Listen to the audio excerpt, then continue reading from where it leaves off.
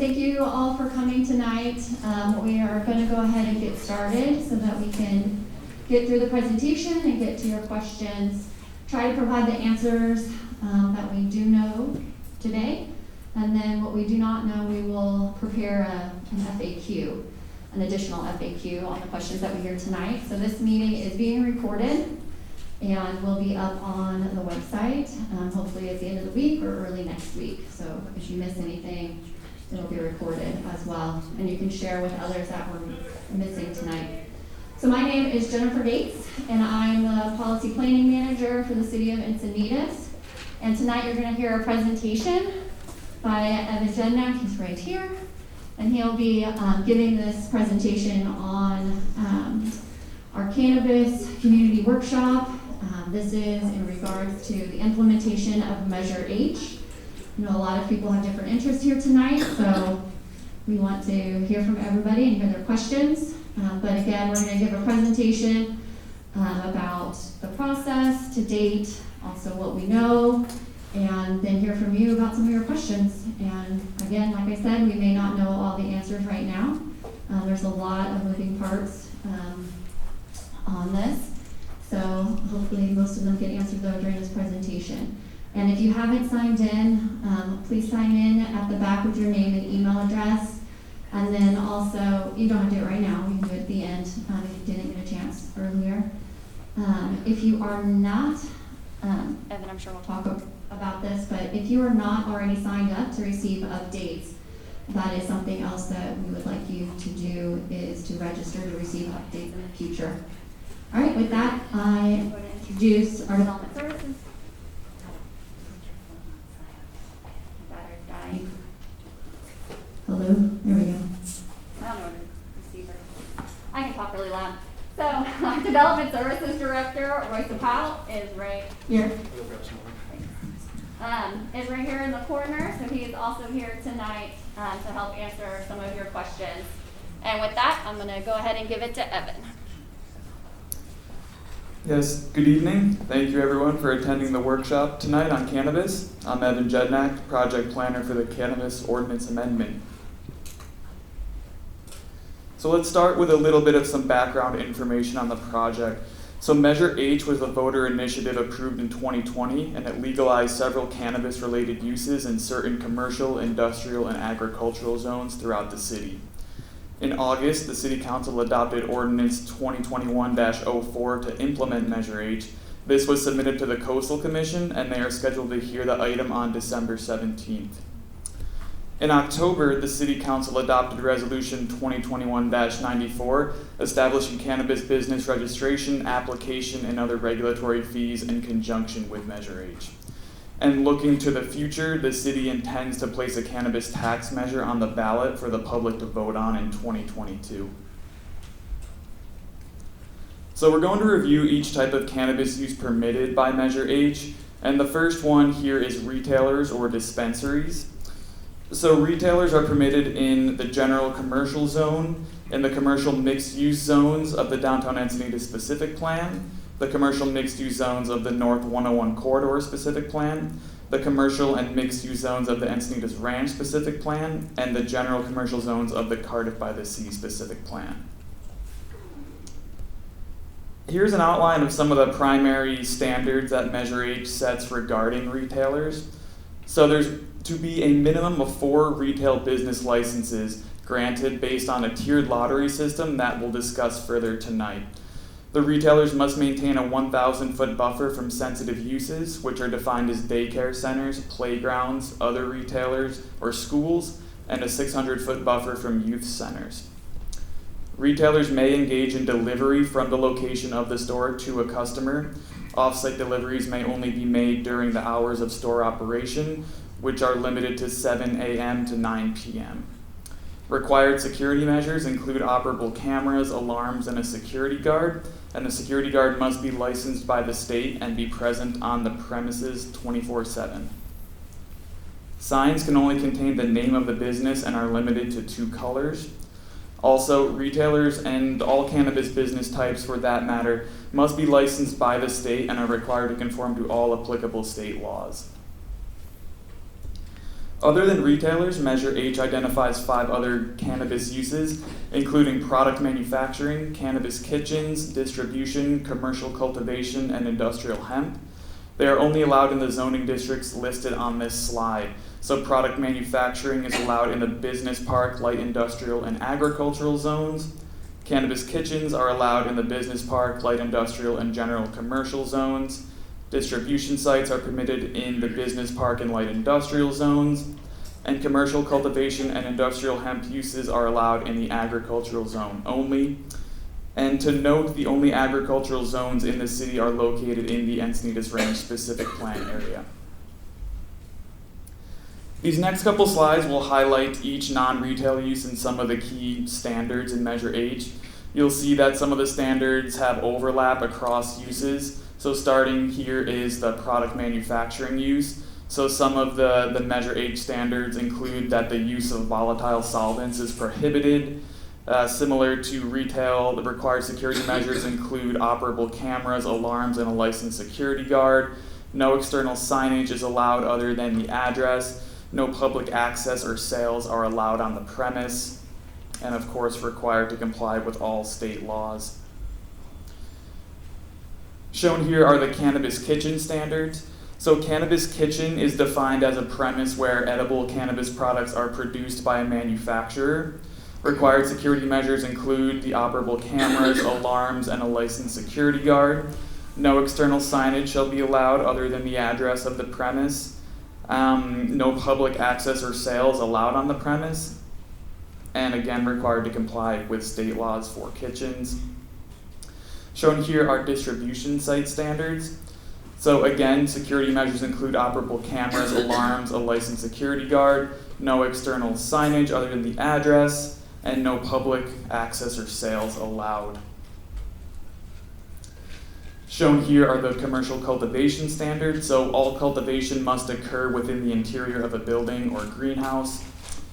Again, required security measures, operable cameras, alarms, and a licensed security guard. From the public right-of-way, there shall be no visual evidence of cultivation or external signage. No public access or sales allowed on the premise. And so for cultivation, any adverse impacts of cultivation must be mitigated so that a public nuisance does not exist, which includes things like dust, glare, heat, noise, noxious gases, significant odor. Measure H also has standards for industrial hemp. So the federal law makes a designation between marijuana and hemp. Both are types of cannabis, but marijuana has more than 0.3 THC content, while hemp has less than 0.3 THC content. THC being the main psychoactive compound in cannabis, so those are the difference between hemp and marijuana. So industrial hemp, like the commercial cultivation use, must be mitigated so that a public nuisance does not exist, and must also comply with all applicable state laws. And the California Department of Food and Agriculture recently finalized their laws and regulations for industrial hemp, and their webpage is linked on this slide. This was just recently adopted in September, I believe, and their state website includes an FAQ page for the state industrial hemp laws. So we've covered kind of the key regulations for each use. We'll move on to the permitting process and how that's going to work. So phase 1 is the registration process. For retailers, there will be a 30-day submittal window for registrations, and those dates are to be determined. For non-retail applicants, the registration process will remain open indefinitely, is how we envision it. For retailers, the registration process will determine which applications move on to the lottery, and if so, which preference tier they will be in. So applicants will submit their applications during the 30-day window, and the city will first perform a review for completeness. If minor requirements on these retail applications are missing, applicants will be notified by email and given 5 days to submit any additional information. So this is the stage where city staff will review for compliance with zoning districts and sensitive use requirements for retailers. As noted, these two provisions are only for retail applicants. Non-retail won't have the 5-day requirement, and they won't have the same requirements. This is also the phase that a criminal background check will be conducted for all uses. And so for retailers, applicants that complete this phase will be eligible for the lottery, and they'll be assigned a tier. For non-retailers, applications would proceed straight to phase 2. So Measure H specifies a numerical limit of 4 retail business licenses, and thus requires that a tiered lottery be conducted to determine those 4.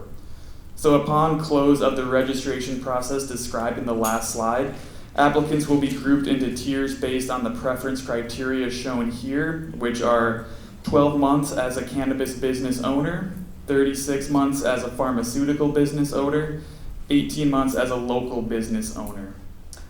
Applications satisfying all 3 preferences will qualify for the first tier of the lottery. Applications satisfying 2 preferences will be in the second tier, and satisfying 1 preference will be in the third tier. And so to note, an application can have an ownership group made up of several people. Each person could meet 1 criteria, for instance. If potential licenses are still available after the first tier of applicants is exhausted, a second lottery will be conducted with second tier applicants, and so on until all 4 places are awarded. The lottery will be live streamed and recorded, and staff anticipates at this time using a roller cage and a lottery ball system, but that has not been finalized yet. So phase 2, the application phase, opens at conclusion of the lottery for retail applicants. Non-retail applicants that submit a complete application and pass the registration and background check process will proceed directly to this phase. So the application process will have the following components. There will be site plan review. If a new structure, a new building is proposed, it may require discretionary planning review, which may include things like a coastal development permit or other planning entitlements. A building and fire department plan check will occur, then the actual construction and inspections. There'll be a final pre-license inspection, and then the issuance of the business license. So if an applicant selected in the public lottery is unable to comply with the regulations and requirement within 18 months of being selected, their selection shall be retracted. Shown here is the fee schedule for the registration, application, and regulatory processes. It is based on 100% cost recovery of time spent by city staff. The phase 1 registration fee is required for all cannabis business types, and the total projected cost for providing this service to applicants is the $6,527 per registrant noted on this table.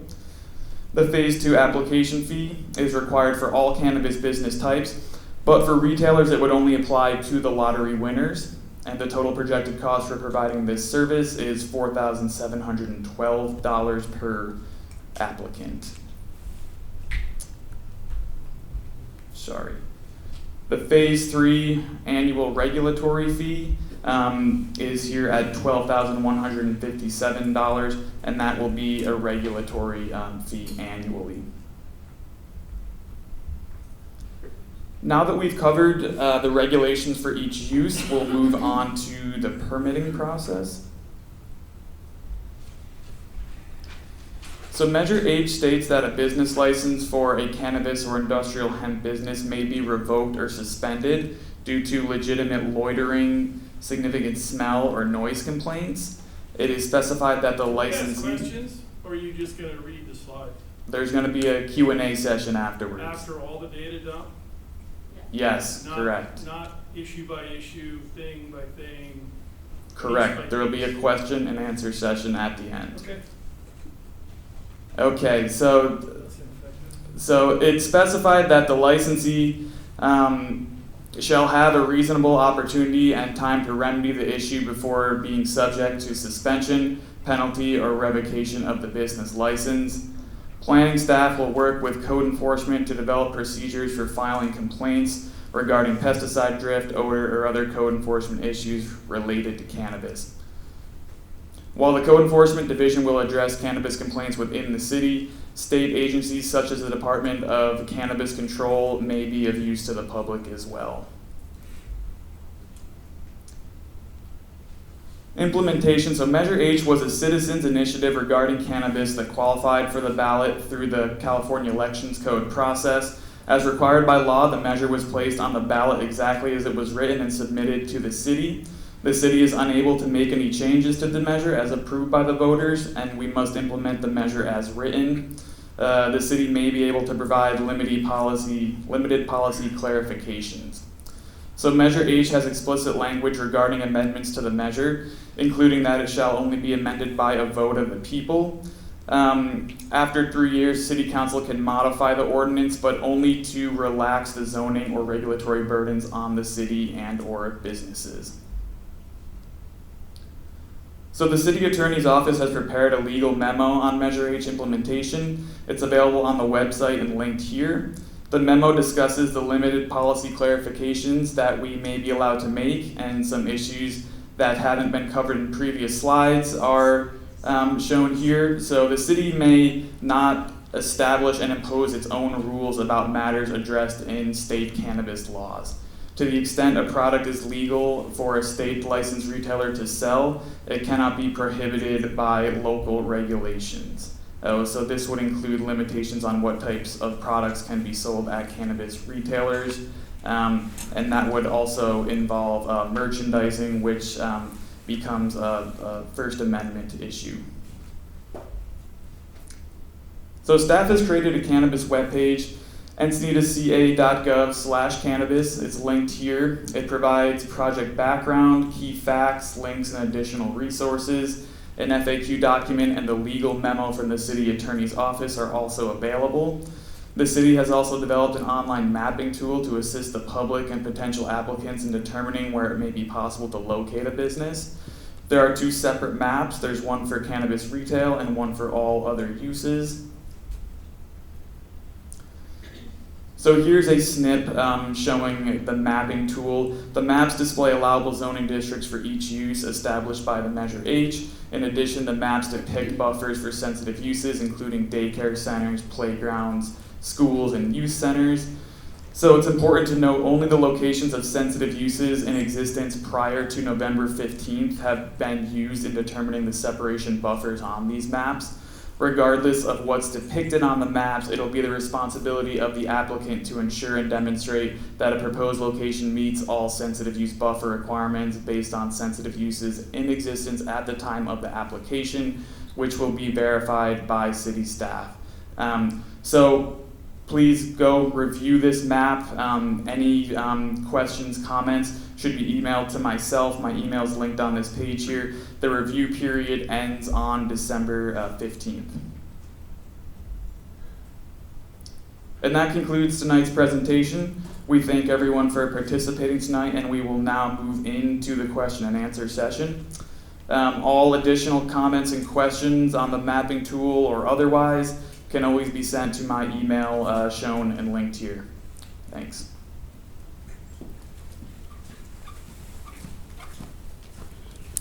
All right. Let's see if this doesn't like me. All right. Thank you very much. So we are going to have a number of questions, so I'm just going to walk around, and Roy or myself or Evan will answer your questions. And like I commented earlier, we may not have the answer to your question right now, but we're going to take it down, and then we'll do an FAQ after this meeting to answer any additional questions. Okay? All right. Thank you. Good evening, Nancy Logan, 35-year Encinitas resident. My question is about the number of licenses. You said a minimum of 4. Is there a maximum? So there's an, Hello. so that they're, I'm gonna use your mic. This one's damaged. That might be working. Oh yeah, there's another one on the It's not cordless. All right. I think it's better. Okay. So there is a minimum of 4, but that is the current maximum as well. So we will be issuing only 4 retail licenses at this time, And what will change that? as city council direction. Okay. All right. So this one in the back, and then we'll come back.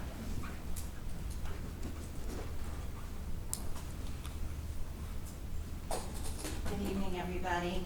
I saw something that I have a question about and I find disturbing. Under the lottery winner preferential criteria, one of them would be that you serve 36 months as a pharmaceutical business owner. I would hope there would be some kind of restriction that this marijuana store owner could not in any way advertise or promote themselves as a pharmaceutical business owner, because there is absolutely not a single cannabis marijuana product that would qualify as a pharmaceutical product, except for 2 that are prescribed by doctors. But I find that disturbing because that would be extremely misleading if I were to open a marijuana store and say, oh, I'm a 36-month pharmaceutical business owner. It implies something that is incorrect.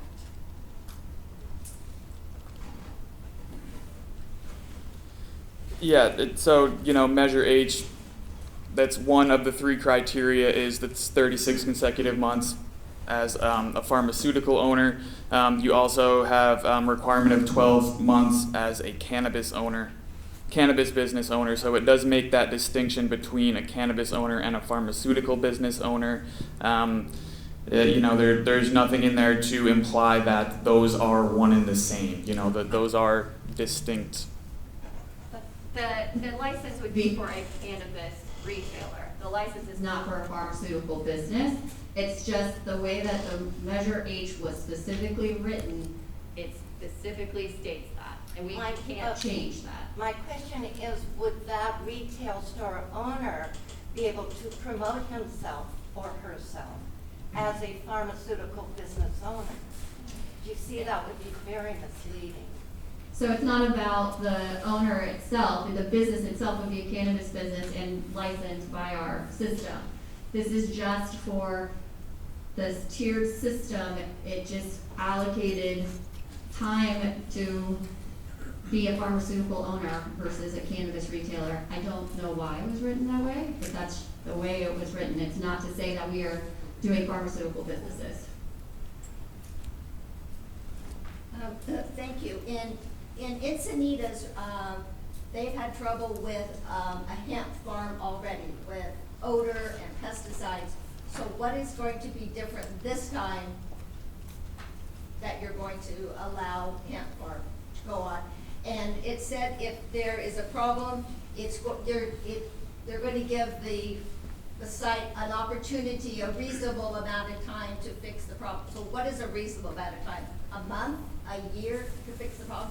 Because in Encinitas, it was a real problem, but there's finally the hemp moved out. So can you explain that? So what it would be is We're gonna create another guide for cannabis, specifically for cannabis reports and a system around that. What's different this time is we know more information about it. That was the first instance about hemp. Now we have these state regulations, we have more information, we have more contacts. So those contacts will be part of that information sheet that we'll create with the code enforcement. As far as time, we do have times for code enforcement enforce. We say typically, Roy, correct me if I'm wrong, I think it's 30 days to correct. 2 weeks. 2 weeks, sorry, 2 weeks. 2 weeks to correct a code enforcement issue before we start bringing it to the next level of enforcement, and I can let Roy talk more about that. But again, that information will be all provided in another sheet about code enforcement, because that was requested by the public on how to report cannabis-specific issues. So we will do that for sure. Okay, yeah, because the residents kept complaining about the, I mean, it was really bad, and nothing had happened, I mean, years, so. Right. I have two, and then you, and then you.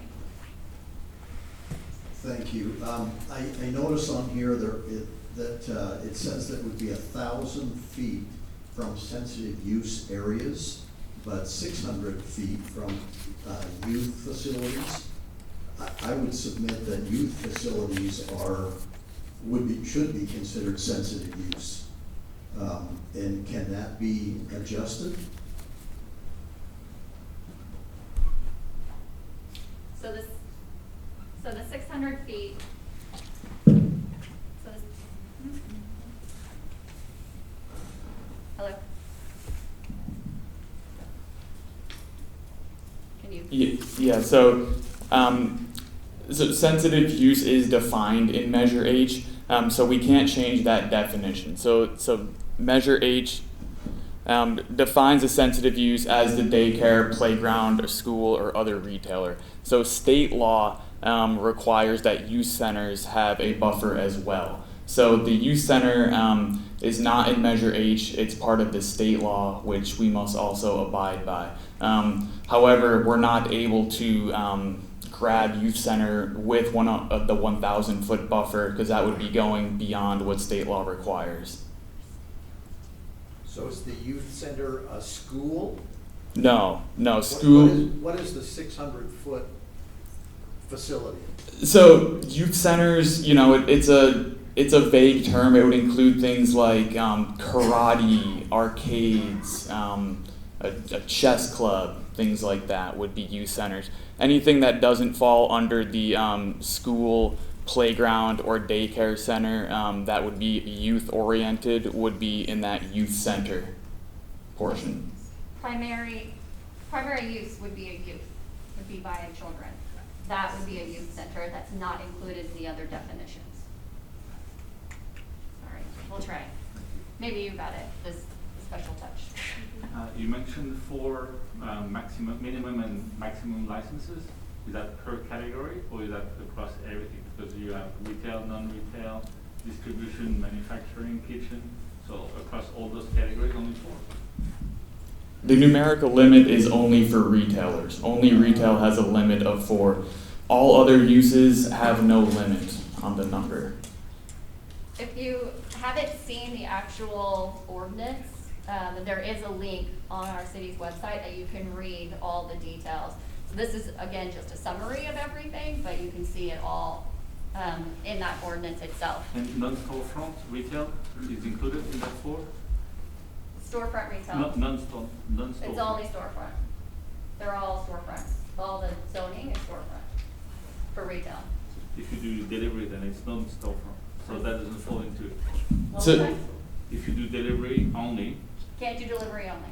yeah, the delivery is only allowed by one of the 4 winning retailers.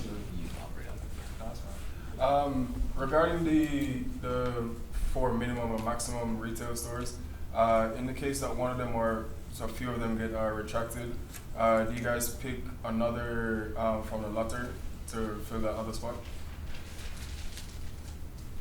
So 4 get approved. Let's say for some reason one gets retracted or suspended, or retracted rather. Would you guys leave it at the 3 retail stores, or would you bring another store on to keep it at that 4? I'm having mic issues tonight. So no, we would have to do another lottery system for that one space. Okay. So, like he said earlier, let's say we go through the process and you get 4 retailers, and then you have 18 months to get your actual license to finish that process. If you do not finish that process based on your own, things that are in your own control, then you basically fall out, right? So then we'll only have 3. So then we have to do another lottery. Okay. So we'll have to do another registration process and get more registrants, do another lottery, and again it'd be tiered just like it was described, and start again for that one spot. Good. All right. Follow up on that previous qualification, won't put you through to the second lottery? No. The way that it's written, you can't do it that way. It actually specifically states you need to do another lottery. On the tier structures, so if you have 5 applicants in tier 1, then all 4 licenses are gonna come from that tier? Potentially. Remember, there's a 1,000-foot buffer from other retailers, Okay. right? But So, everything from if there's 10 in tier 1, everyone's gonna get drawn from tier 1 until all 10 of those are either excluded or validated? yes, that's correct. So tier 1 means they meet all 3 Okay. of those priorities. Is, at the end of this 18 months, are these retail businesses issued a CUP? No, so they would be issued a business license to actually operate in the city. And so they don't go before the planning commission? They will go through the planning commission if they're doing any kind of improvements To the building? to the building and or the agricultural side or things like that. They're triggering a discretionary permit process. So, you know, there may be a coastal development permit or something like that. As a follow-up to that question, is that business license able to be transferred to another business owner? It's not allowed to be transferred to another business owner. How does it read? There's a section about transfer of location in there, but there's nothing about owner. So you would need to go through the process again because the lottery system is designed to select that one. So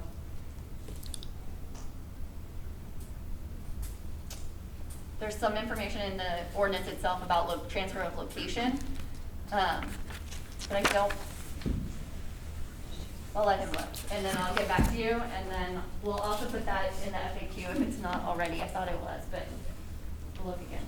Yeah. Hi, thank you. Could you tell me who is the Code Enforcement Division? What entity is that? Who's it made up of? Sure. So it is actually within the same department that we are in. So Royce, the head of the Department of Development Services, and we have a code enforcement supervisor, and then one other person that does the code enforcement complaints and does site visits, and then another individual that does like the parking tickets and things like that. So we have 3 individuals. So Bryant is actually Bryant Jemison. He is the new supervisor for code enforcement. So this is a whole new group of people who were hired for this purpose, or where did they come No, from? this is code enforcement for the entire city. Okay, so for any code? For So any this is code. an added burden to them. They'll have to be in charge of that as well. So they do all enforcement of our municipal code. So back there, and then we'll go back around. Just clarification on the lottery process. So where he was talking about if all 10, so I guess my question is, regardless of how people are scoring the lottery process, are you saying that if you're in the top tier, you'll get 3 lottery balls in it, and if you're in tier 2, you'll get 2, and if you're in 1, you'll get 1? Or only the top scorers are going to even enter the lottery? No, it'll be top tier. So if you met all 3 priorities, you're in the first tier. We'll go through that whole tier, then go to the second tier. Gotcha. Okay. And that'll be the 2 priorities, and then go to the next one. Thank you. All right, we have one right there. I was wondering when you talked about background checks, you're background checking the owner, are you going to do all the employees? Everyone's going to get a background check? Yes. Owner, manager, and all employees. All owners, all employees, all managers. And all the partners, because sometimes Yes, they all have owners. everybody. Yep, all owners. Everybody that goes on that application to meet those tiered requirements is gonna have a background check. All right, I thought there was one right here. That answered my question. Okay, next. Well, Oh, sorry, right behind you. Then I'll come back to you. Yeah, thank you. About the tiers, are there equity minimum requirements for those definitions for business owner, pharmaceutical owner? What exactly do you mean? So if there are 10 partners in the business, Mhm. and one of them only owns 5%, but they were a pharmaceutical business owner for 36 months, does that fulfill the requirement for pharmaceutical business owner? So for the pharmaceutical, it specifies an aggregate ownership of 30% or more in a lawful pharmaceutical business. Is that for each category? So cannabis, 30. So Is this in the ordinance? it is in the ordinance, yes. And no, it is not the same for each category. For cannabis business, it does not specify a percentage. For the pharmaceutical, it is 30%. And for the local business, it is 20%. And that's required to have an average of 4 or more employees within the city of Encinitas. So again, that's all in the ordinance. And So there's a minimum requirement of the previous Encinita business size. Yes, of 20%. And 4 employees. Judy?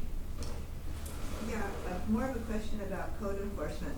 So does the clock start ticking for the 2 weeks that they have to come into compliance the minute the complaint is filed at the code enforcement office? The letter is sent to the applicant or whoever's on, property owner, etc. And then Jennifer, if they don't come into compliance in the 2 weeks, what's the next step? I'm gonna let Roy chime in on code enforcement steps. Typically what happens is, sorry. Not sure if it's gonna work. Oh, nope. So typically what happens is when somebody files a complaint, we issue an investigation, and if the result of the investigation confirms that there is a violation, then we issue a notice, a warning, to the owner of the business to notify them that they have a certain time frame to comply.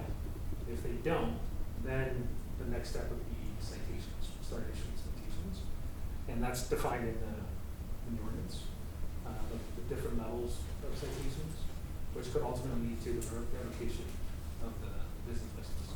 Could lead to what? I'm sorry. Revocation of the business license? Okay. So you, and then we'll go back this way.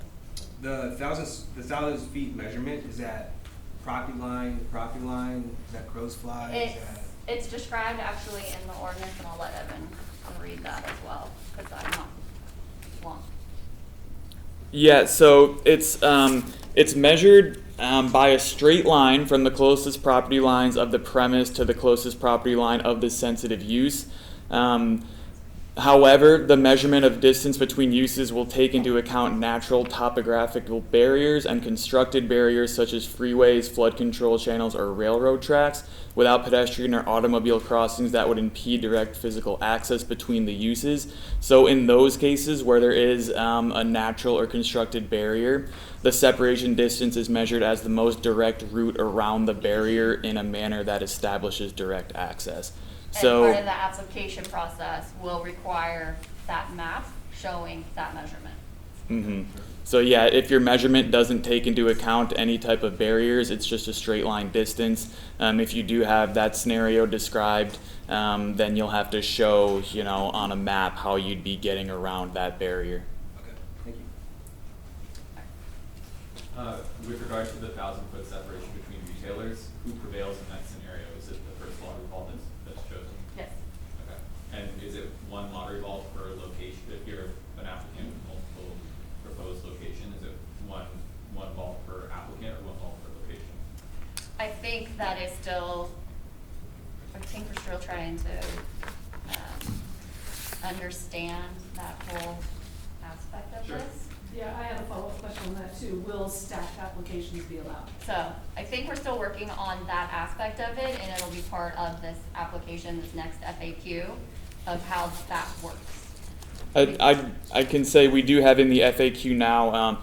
So for the question of can an owner submit more than one application for a cannabis business for the same premise? Yes, they can. However, applicants cannot submit more than one identical application with the same exact ownership and the same exact location within a premise, if that answers it.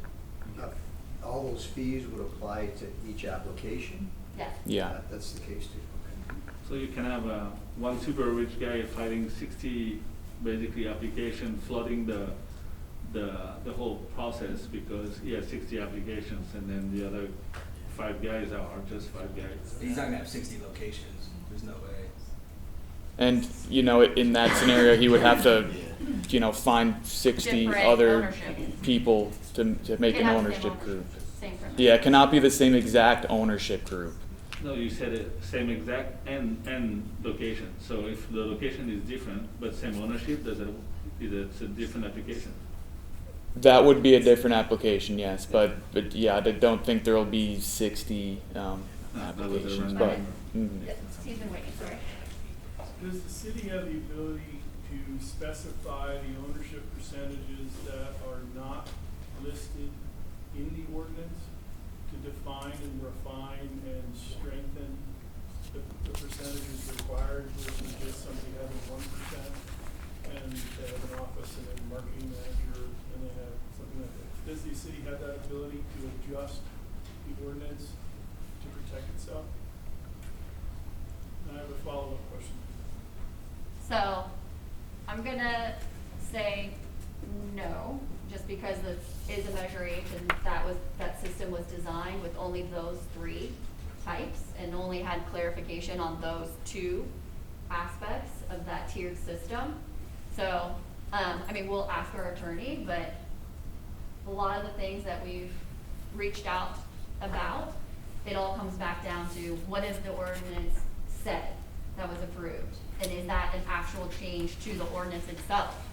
And that would be a change. And so that's where that ordinance does not allow that. Okay, and then on the retail storefronts, is there any next level investigation that code enforcement could do as to the retailer suppliers to understand exactly where all that inventory is coming from the standpoint of doing validation checks and background checks on these suppliers to ensure the city, to ensure the residents that whoever the retail storefront is dealing with has also been vetted by some type of an agency, so it's not coming in illegally or anything else. Is there anything within the ordinance that talks to that level of where the retailers are going to be getting their supplies and their inventory? I'm sure the state law does, but we could look more into that and put it into that. State law more than that. Yeah, so I was like,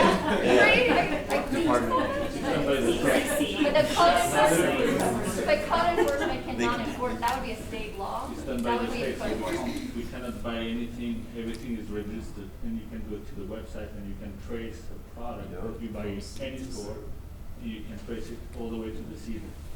And it's organized by the state, so no product in a proper dispensary, and it's the same for all the dispensaries. And it has to be done by like a licensed distributor, so no one can just bring the product in their car. It has to be like all licensed so they can track every single step. And every delivery van has a camera attached to Yep. it as well. There was a couple more over here. Who's doing the background checks? Is that the city or HDL? The background checks are going to be done by HDO. Okay. And it's gonna be a criminal background check and then also other types of background checks. Okay, and I know Measure H is writtenly done, so there's no way to add churches to sensitive uses? That's a done deal. We looked at are churches not and we looked involved. at senior centers as well, and it's not possible for them. If churches have Youth, a youth center, they qualify as a if they're a sensitive. daycare or a school, so like St. John's, down the street here, that would be a school. And so they would, that is a sensitive use right there. But it has to be the primary use at the church. So it has to be like the daycare every day kind of thing, not just on Sundays. All right, back here, and then we're gonna go back. The maps, it's just hard for me, Evan, to email you questions about the maps. I'm not a specialist in those kind of maps, but I mean, I see a lot of spots on there that look like locations, and then on the whole, whole section of Locadia looked like, to me, it was developed. So it's just, is there a way that you could make the maps make more sense? Or go over the maps a little bit? We can go over the maps. Let's get through the questions, because we did block out some time, enough time. If we got through the questions, we can go through some of the things and show you on the website where things are too. But let's get through the questions, but we'll come back to the map And I aspect. have looked at them on the website, that's what so it's not my first rodeo, that I just don't understand some. Okay, that's totally fine. And, you know, Evan and I are more than happy to talk to you over the phone while we're looking at it together and stuff like that too. If you I'd like to see the would maps, like. too. But let's get through the Thank you. questions and then we'll get to those things. So, more questions? It seemed like you said something about a board of decision makers. But who is that? Is that you guys? Who is making these decisions, the final, yes, you can be a retailer in this location? Is that a board within, like, what's that board called? It's not a board, it's through the actual process. So the registration process, there's gonna be a number of people participating in reviewing the registration process, the registrants, the background check, those things, checking all those boxes, making sure everything, and then going on to the next, which is the application. It'd be a planner processing any discretionary permits that need to be done. So the board may have been what we were talking about. If there's a discretionary process, the planning commission is part of that process. But otherwise, at the end of the day, the business license is issued by the city. Is this causing a burden on people who already have a full-time job to suddenly become these? You know, it seems like this is like a big job. Is it just added to people's regular job responsibilities, or are you not hiring new people to do this? I'm just curious how this could be stacked on top of busy city workers. Right now, that would be added to, you know, other permit processes that we already do within the city, and, you know, that's part of why we charge fees, to help cover our costs around these things. And, you know, if, in this case, we don't know how many permits we're gonna get, but I mean, I know that as a city, we process hundreds in a month.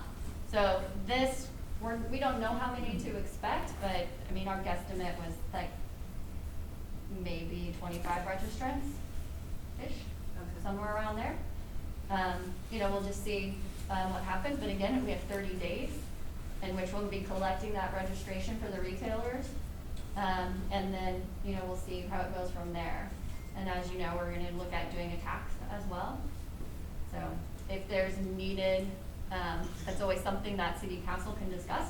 If additional staff is needed to focus on something, like this program, then that's something that city council can then allocate. And then the funds that we have would then be allocated to that position. How does the coastline fit into this? Is it considered a sensitive area? When I say coastline, I mean like the sand on the beach, not the water necessarily, but the sand. So it's not environmental the way we would normally think in sensitive uses. It's more having to do with the schools, the children, playing on playgrounds, youth centers. Those are the sensitive uses. So so the playground at Moonlight Beach, that's a sensitive use. So used by the youth. So sand is not part of that. They use the coast quite a bit. Yeah. But a lot of people do. It has to be primary youth use. So otherwise, that's the way it's defined. It's primarily youth. So next. So I saw that Coastal Commission docket a bit for, I think, the 17th of this month. You probably don't want to give a timeline, but assuming that program is approval, you know, is it a month or two after that that the program is going to get off the ground? That's our plan. Okay. So we're trying to get everything ready.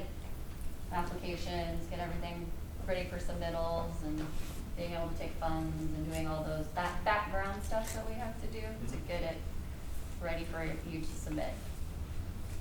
There was somebody else there. So your answer to that was 30 to 60 days? It's probably 30 to 60 days after, so it would be January, February is our goal. I'm sorry, could you repeat that last bit? January and February would be the goal to start that 30-day window for the registration process. So. Yeah, thank you. My question has to do with advertising. I'm a parent and I also work with teenagers. And we know that the rate of kids vaping is going up, the perception of harm of marijuana is going down among teenagers. And so I'd like to know what the city can do or what they plan to do to limit advertising. And I'm thinking specifically of things like, you know, banners on fences or sign twirlers. And then the other thing is the cities that have, for example, a tobacco retail license, they can put limitations on it like no coupons, no discounts, things like that to restrict. Well, I mean, obviously the 21, I guess 21, and we know it's 21 and over. However, it's the impact and the normalization that is my primary concern when it comes to youth and creating the desire.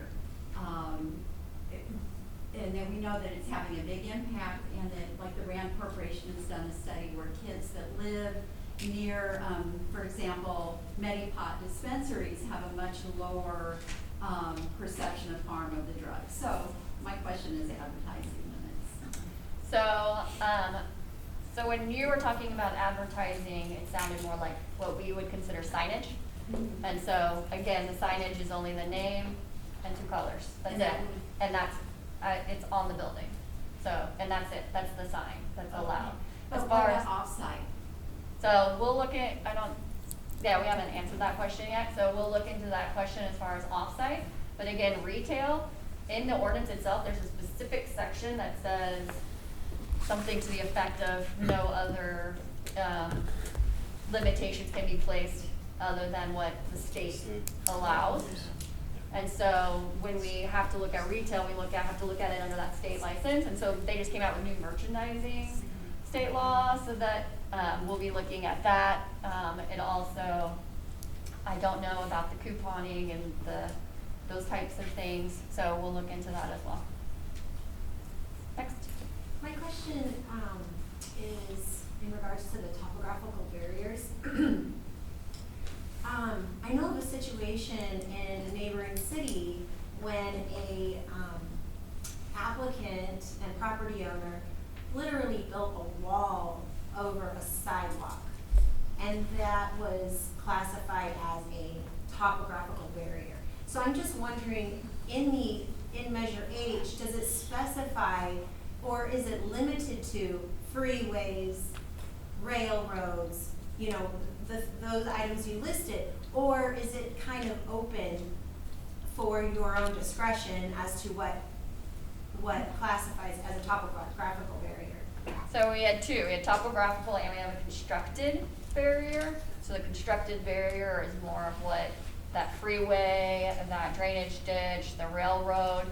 I think we described it a little bit more in the FAQ, maybe. But the idea being that it's not going away.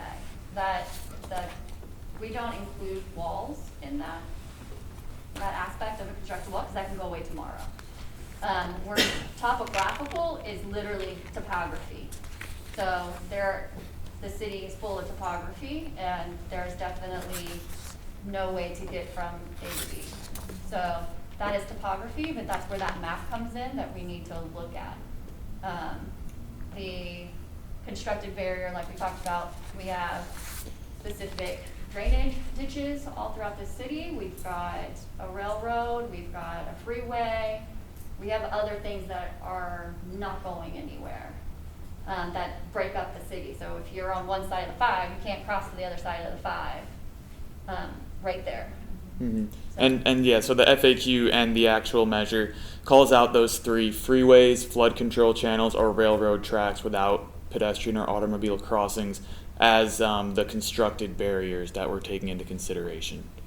So no, a wall would not count. Okay, thank you. All right, I thought I saw on the Judy. Well, kind of a continuation of this gentleman's question, because again, in an adjoining city, some parents called me in because they were concerned about the vetting process of the applicants covered them. There's no vetting of the people who supply them with the marijuana. And they knew that the marijuana was coming from illegal grows, but they had no recourse for the fact that now the retailer was doing something illegal by taking that product and selling it. What happens when we see that as citizens, when we see that going on, and we know that's going on? We just report that to code enforcement?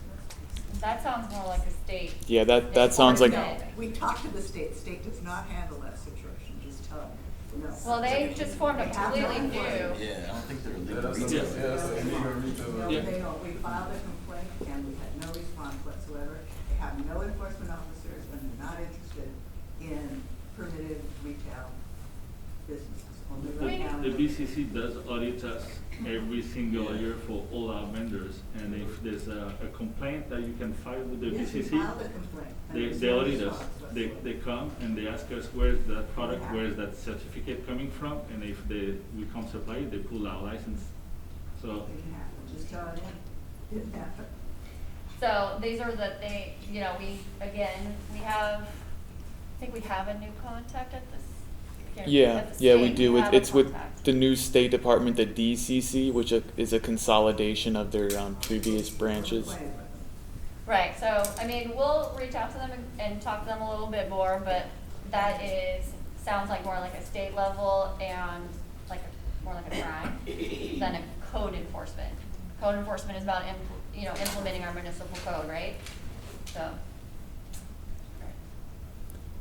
I can just hop in with to answer that question about the transfer of location. I'm not sure who had asked that, but so the measure states a cannabis business that has obtained a business license may subsequently transfer their business license to another premise in the city, provided that the new premise meets all of the requirements outlined in this ordinance for their cannabis business type.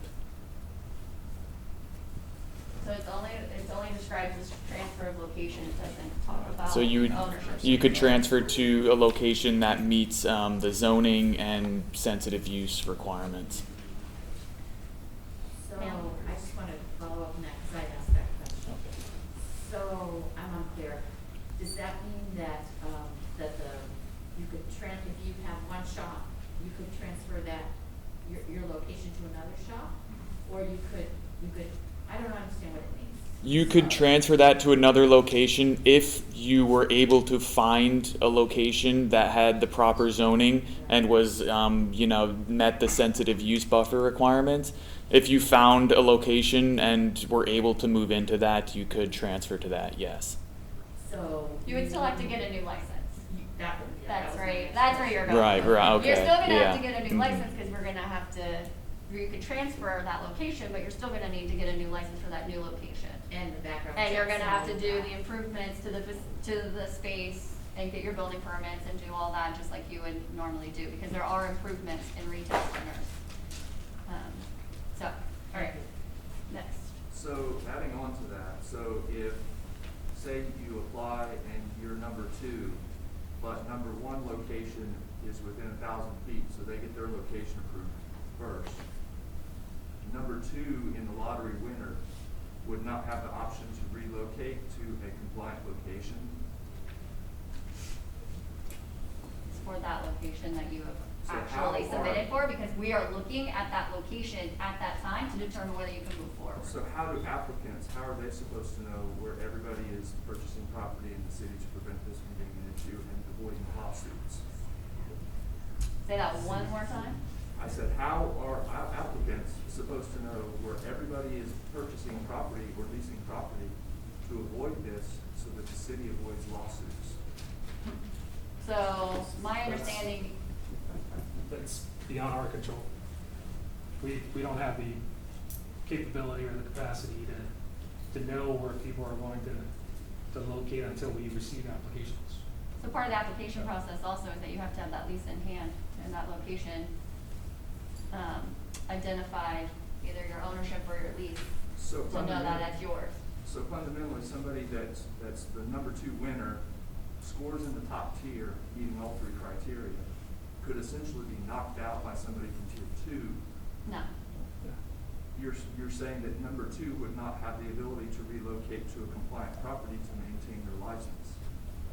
So your license, to even get into your tier system, we're checking your location first. I see. And yeah, so the transfer of location is only after you've received a business license. So remember, you need to win the lottery and then go through the process to receive the business license. So why would you transfer your location after you just won the license based on that location? Well, that's what you cannot do. That's up to the owner. Maybe they don't like the location. We didn't write You it. can transfer. That's all I got. We didn't write it. The critical thing is that you're one of the four. So you can, one of those four can relocate somewhere else, and there'll still be one of the fours. So that, I think that answers my question. So if you're in the top four, but one of the other three knocked you out within that 1,000-foot barrier, you would still have the option to relocate your location. You won't to become stay one of in the top fours four. if you already got knocked out. You're So already say knocked out the first, when you do the lottery, we select the first one. The second one we select ends up being within 1,000 feet of that first one. That second one gets knocked out. So we move on to the next ball to select the next person. So again, if you only have 4 people that are in the top tier, and you knock one of them out for this reason, you fundamentally could have somebody from tier 2 that actually doesn't meet all the criteria that gets a license over that other operator.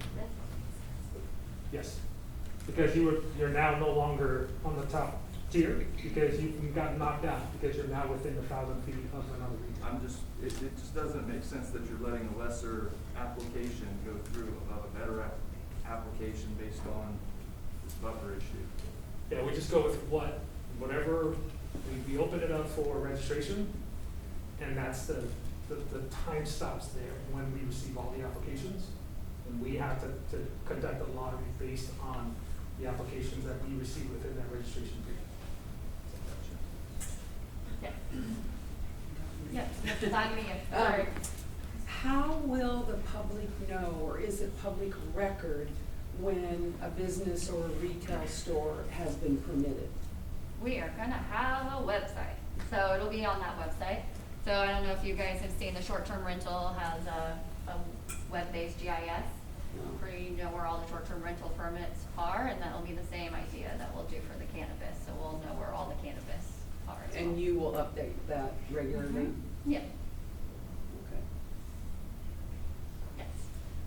What happens if a person gets a business license, they get the thing, and then can they just sell it?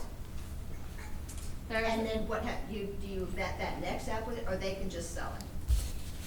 So this is something that we're still, can't remember, if we finalized this discussion. Yeah, we did. So that would refer to the transfer of ownership. And so Measure H, it doesn't explicitly address transfer of ownership. And so we've met with our city attorney on this, and let me just make sure I'm saying it correctly. So basically, our city attorney's opinion is that the city may limit ownership changes to individuals who would meet the same priority classification as the original ownership. That is what our city attorney has put in their memo. Otherwise, that license would then die and then go back into the lottery system, and we would start again. So if it was a tier 1 applicant who, lost their license or dropped out for whatever reason, or wanted to transfer their ownership, it would have to be to another tier 1 applicant group. Only the transfer, not the. Yeah, not sorry. The revocation. Yeah, Not the thing. I got caught up, yeah. Not the what? Not revocation or revoking. Oh. It's only if you have an active. So a tier 1 applicant, a tier 1 license? A tier 1 applicant. So if you got. Once you have your license as a tier 1, you can only sell to a group of people who qualifies. At that same level. Yeah, who would meet the same priority classification as the original ownership. Because that's how you got into the lottery at that top level. Got it first. Love the lottery. All right, any more questions? I'm sure there'll be more. But we'll go ahead and show you some of, can everybody see that? We can make it a little bigger. Let's see. There you go. Let me go back there. So this is the cannabis webpage here. Many of you may have seen it already. The simple URL is just encinitasca.gov/cannabis. we have the outreach meeting described, but I think what we want to talk about is the online mapping tool. So as mentioned, there's 2 separate maps. There's one for retail and there's one for non-retail. And I'll bring those up here.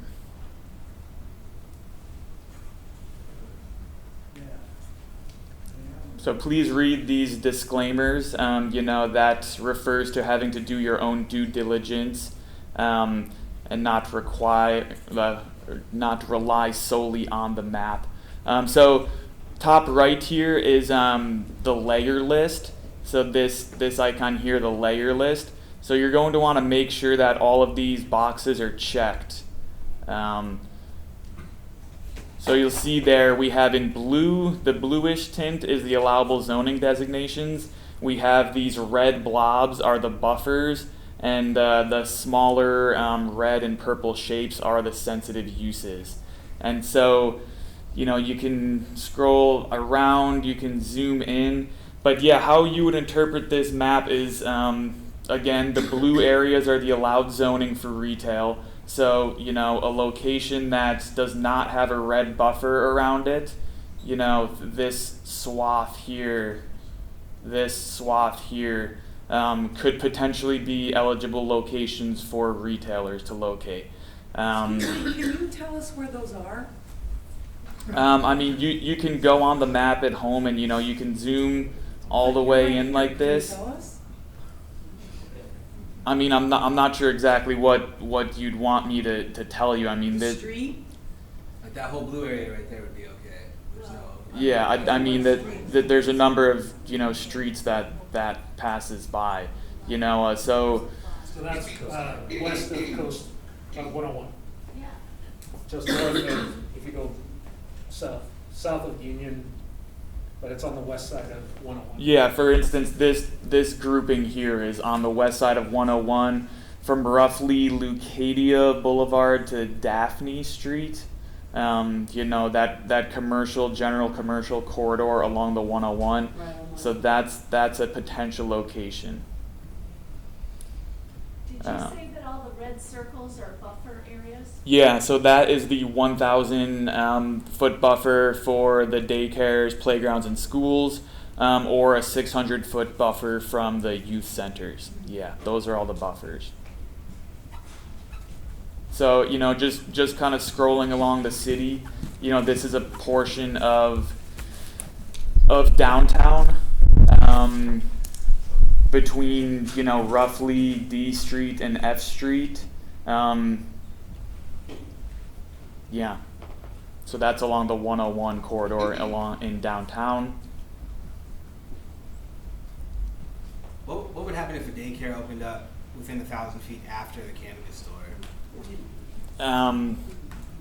If that would not matter. If it were after the registration period closes, then that would not matter. Yeah. And it has to be an active daycare center. Yeah. Shut down. Yeah, that's correct. And so we've received a couple comments so far on this. So we are in a 30-day window of taking comments on this map. So if you have any, please review it at home. If you have any questions or comments, we've received a couple comments about people thinking that some of these sensitive uses are no longer in existence or they never existed. So we're going to collect all those comments and then verify to see the legitimacy of those comments, and then update the map afterwards based on the research.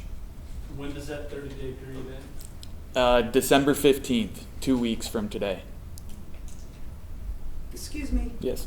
Okay, so what is the other blue area there? Encinitas Boulevard right by 5. Where is that? Requesa? Can you tell me where that is? I So- know where Requesa is, but what's that? Pacific View Lane. It's up in there. So like this little portion here, because you'll see like anywhere a red blob overlaps it, it would mean that it's not a legitimate potential site. So I mean, in this case, you'd be looking at this swath here that looks like it's located off Saxony Road. So it looks like there's potentially a couple locations there, but anytime that the buffer area touches, basically overlaps the property line of the premise, that would knock that site out. So that's not an area for retail, is that what you're saying? I mean, it could potentially be. So, zooming in, it looks like this parcel here. I'm not sure what exists there. There's a few instances in this map. I'll point out this one up here, for instance. So this portion up here, it's a mixed-use zone, but what exists out there is a residential apartment or condo building. Right. So, obviously you would not be able to open a retailer unless potentially the whole entire site was redeveloped. That's highly hypothetical. So, kind of applying that back to this site here, I'm not sure what exactly exists out there. But, looking at this, like it looks like this parcel that's identified as 322, could potentially be a location. Hey, Evan, will you change the background to the aerial? Oh, yeah.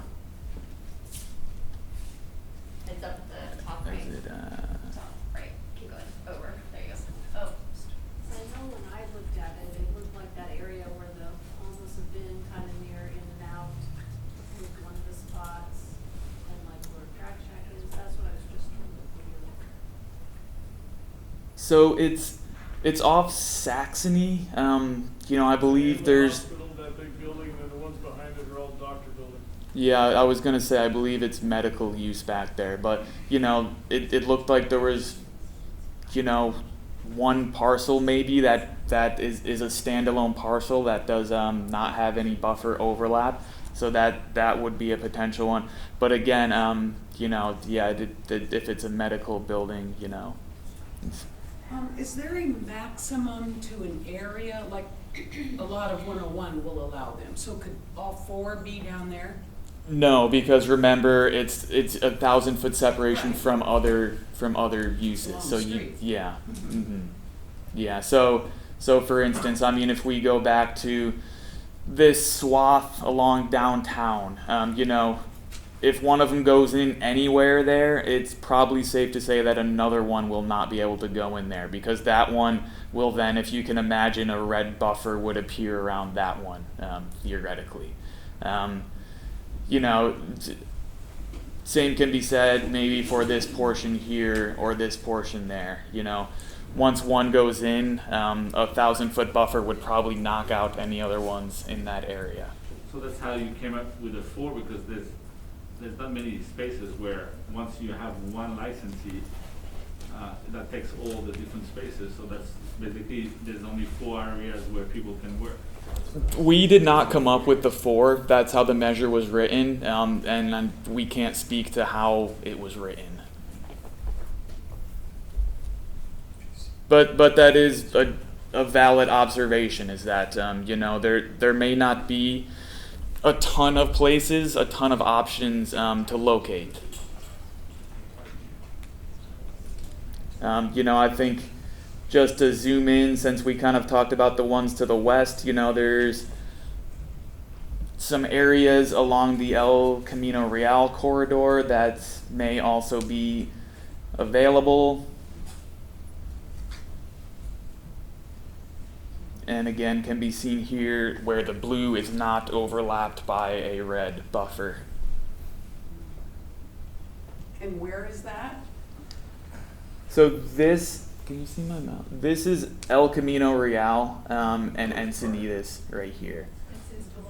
Yeah, this is Encinitas Boulevard running east-west, and then El Camino Real here running north-south. So north of Encinitas Boulevard along El Camino Real, there's a portion that looks like it could be a potential area. Hey Evan, just real quick, could you go to the layers list? Yeah.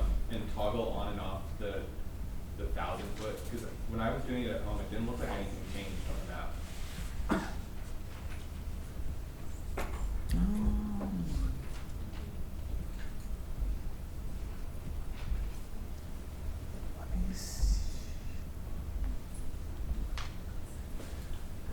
it does look like that's the case. Not sure what's going on with that. And I also don't see a red box for the legend there. We'll get that fixed tomorrow. Thank you. Look at a 600 and see what it is.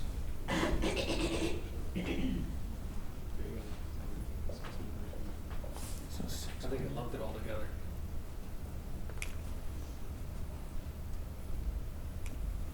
We'll look into that. Yeah, we will look into that. Let me see here. So Evan, when an applicant puts in the application, they include that they've checked around their 1,000 feet. Mm-hmm. And they could tell you there isn't a sensitive use, and we in the community would know that there was. How would we know that that had happened, that they had submitted to you information that said there wasn't any when there was? How could we provide that information to you? When would we know that erroneous information had been provided? That's a good question. We're still finalizing what exactly the registration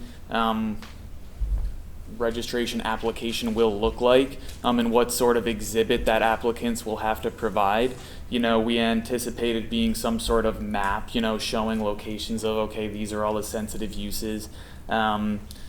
And we will have a review period for that, where planning staff will look and make sure that it meets all of that. I'm not sure. Have we talked about opening public comment at that time?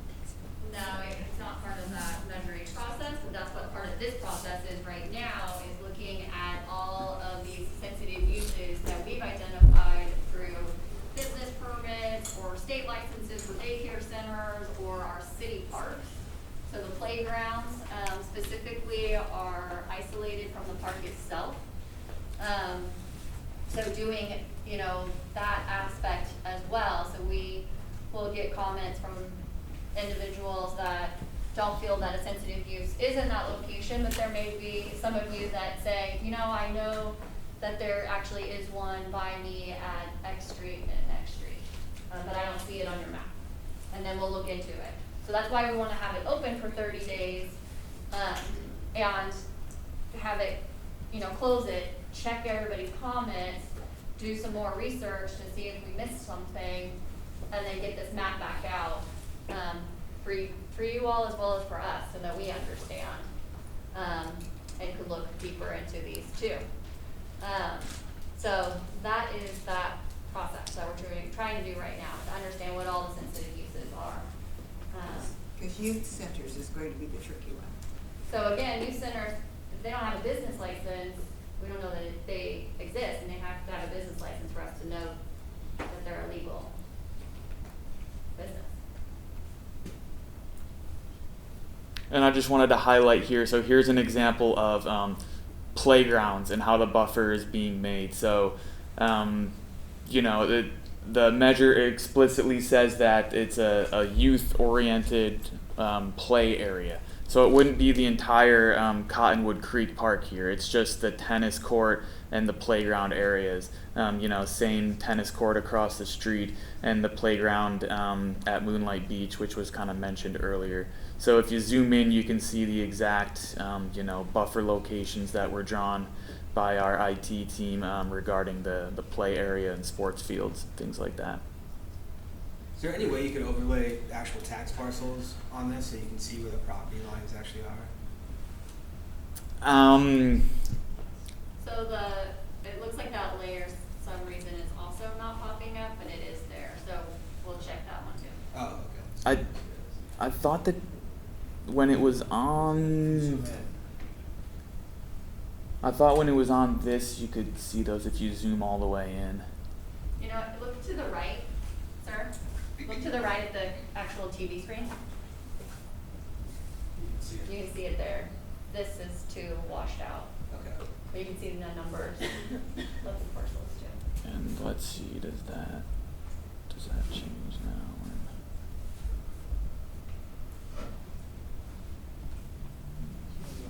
So I'm not sure it's not toggling on and off, but So tomorrow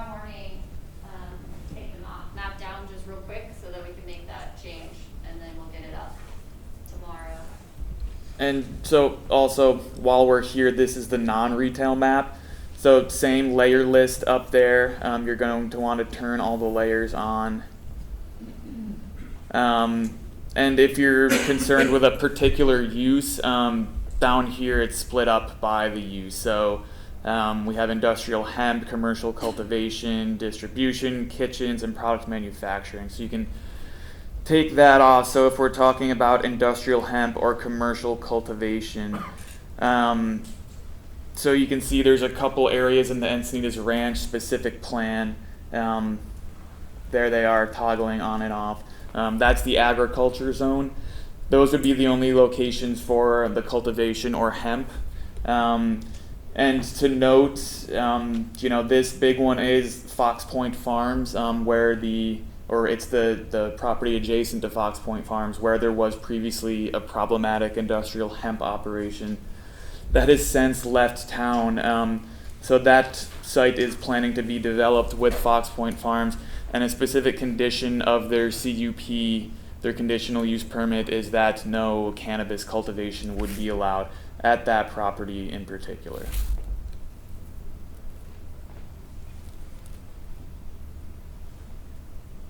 But what about hemp?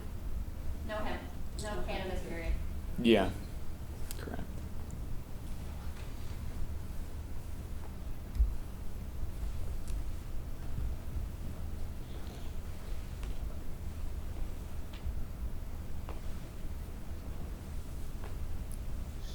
Hey, you guys. Any other questions? Yeah, any other questions? So we'll put the PowerPoint up on the web page, and then as soon as Kieran back here finishes the video, that will also go up on the project web page as well. And then we had a few other questions that we weren't able to answer, but as Evan said at the beginning of the presentation, any questions that you guys have, or comments on the map, or questions on the map, please email him. With that, thank you very much. Thanks for coming. Thank you all. Thank you. Seems pretty easy job for you